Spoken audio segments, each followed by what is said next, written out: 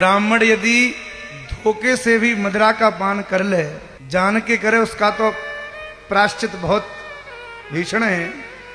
यदि धोखे से भी कोई ब्राह्मण के मुख में मदिरा चली जाए तो उसका ब्राह्मणत्व नष्ट हो जाता है। और यदि कोई ब्राह्मण मदिरा पान करने के बाद सोचे कि हमें प्रायश्चित करना है, तो शास्त्रों में केवल एक ही प्रायश्चित बताया है, ध्यान से सुनिएगा। ब्राह्मण यदि मदिरा पान करे तो उसके प्रायश्चित का विधान केवल एक ही है। हमारे धर्म शास्त्रों में सब पापों के विधान बताए हैं, पर कोई करे तो सही। क्या प्रायश्चित है?